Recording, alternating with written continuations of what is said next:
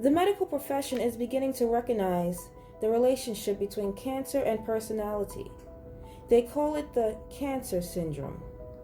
According to Dr. Philip Rubin in an article entitled The Cancer Syndrome, Journal of the American Medical Association, September 16, 1974. Seemingly remote pathopsychological occurrences may offer a clue about the pathogenesis of the neoplastic state. The increasing awareness of syndromes in cancer has allowed for new diagnostic and investigative pathways. The debilitation of a cancer patient may not be related to the invasion of normal and vital organs by the neoplasm, but to the tumor's capability to create or be causally related to certain distinct functional aberrations. Medical authorities are now beginning to suspect that latent cancers may cause some change in the person's psychological makeup. Distress, anxiety, despondency can be looked upon as suggestive of an incipient case of cancer. Or could it be, as J.I. Rodal reported, that the constellations of fears and anxieties that cause depression may in and of itself cause cancer?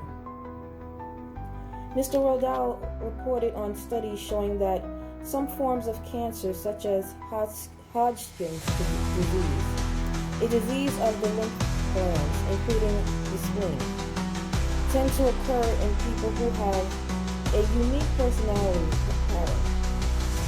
He cited the work of Dr. Lawrence Leshon of the Institute of Applied Biology in New York, a pioneer and authority in the investigation of the possible relationship between the personality and development of cancer. Using a control group of patients admitted to the Institute, Dr. Leshon noted, this investigation into the life history patterns of patients with Hodgkin's disease revealed a sequence of events which appears more consistently in these patients than in our control groups. This sequence appears to antedate the first noticed symptoms of the disease by many years and may have important implications for the pathogenesis and the etiology of this process. Dr. Leshon found that all the patients had childhoods in which unhappiness, alienation, repression, and a general feeling of unworthiness were the dominating moods. But he found that later in life, all the patients seemed to have gravitated towards an outgoing mode of living.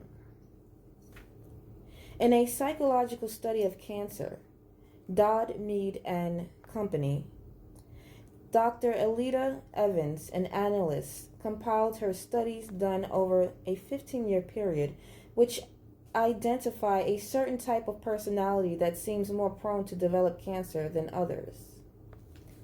Dr. Evans stressed the need for people to be happy in their work and other life pursuits.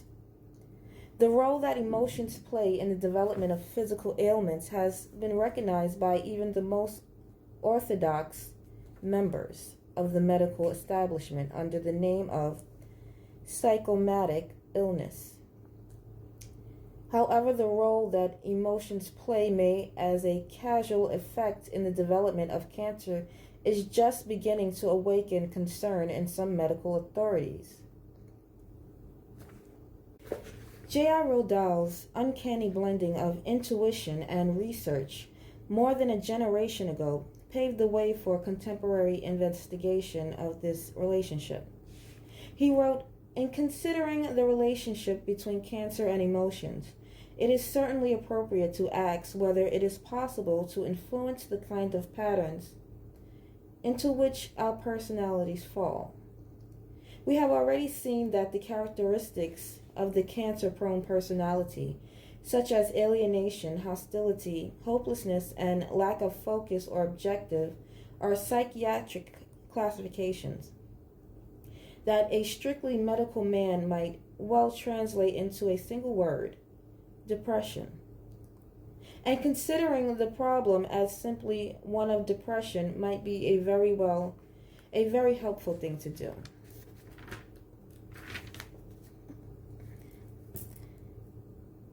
On another note,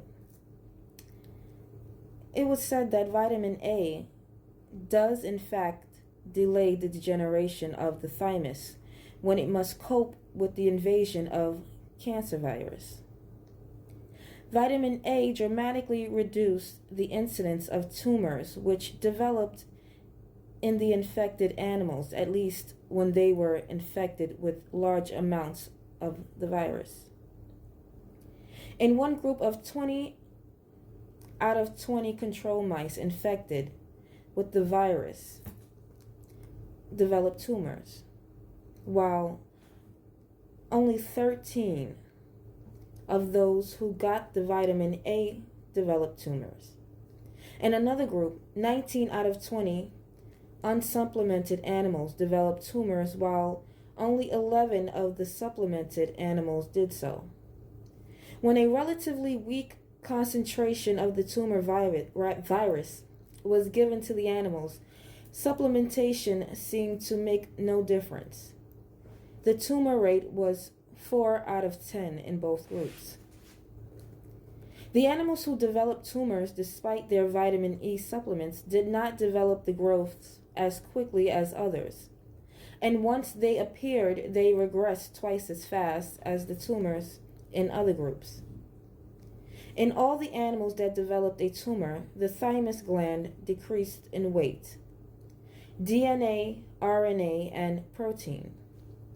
The weakening of the thymus was delayed in those animals that received vitamin A. Likewise, the thymus glands recovered its normal weight faster in the supplemented animals. From everything that they learned, the researchers tentatively concluded that vitamin A appears to not be working directly as selectively anti-tumor compound, but rather it appears to affect the process of rejection of the tumor. They said that this ability to help the body reject the abnormal growth may be related to the antagonism of vitamin A to substances called glucocorticoids, which the body produces in response to stress associated with the invasion of the virus. It must be stressed that it has been proven clinically that vitamin A can prevent or cure human cancer. At the same time, a number of researchers have shown over and over again that vitamin A has a remarkable protective effect on laboratory animals that are exposed to irritating chemicals and even cultures of cancer cells.